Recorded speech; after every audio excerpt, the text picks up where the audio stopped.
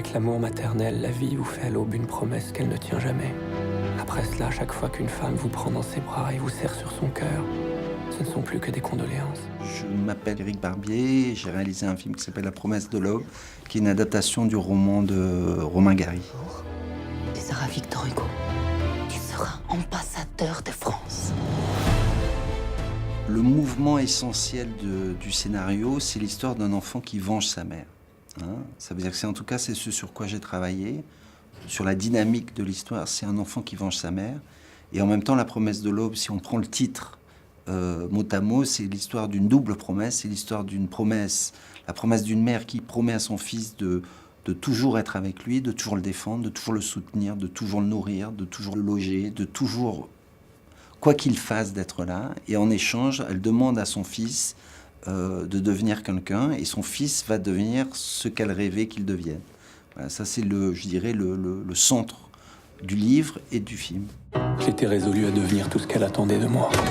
Non, non, non, pas peintre. Van Gogh, il s'est suicidé à 35 ans. Je veux que tu sois célèbre de ton vivant. Nous nous résignâmes à la littérature. La question qu'on se pose, c'est est-ce que c'est intéressant de faire ce film? Et est-ce qu'on peut raconter ce film sans trahir Gary, tout en racontant une histoire de cinéma?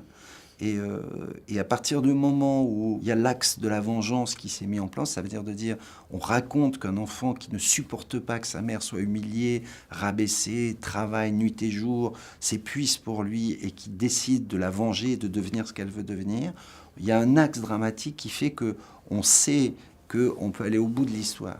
Voilà, donc à partir de là, le roman fournit des scènes aussi qui sont très drôles. Donc il y a aussi des scènes qui sont comiques, il y a des scènes qui sont émouvantes. C'est un poids, mais c'est aussi une chance parce que on travaille sur...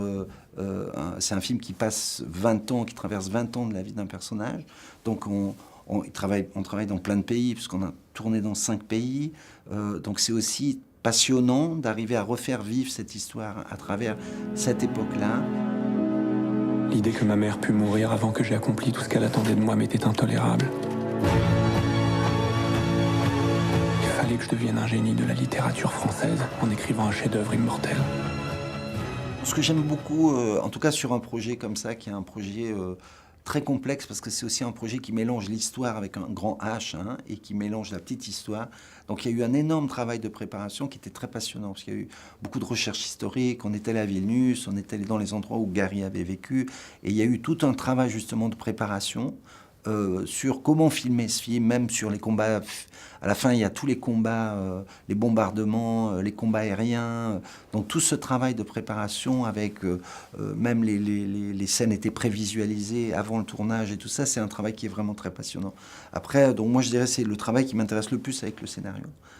Voilà, c'est-à-dire entre comment raconter cette histoire et après la préparation de la mise en forme. Pour moi, après le tournage, c'est vraiment quelque chose qui doit se focaliser beaucoup sur les acteurs, mais moins sur les choses qui doivent être réglées en amont. Tu vas réussir.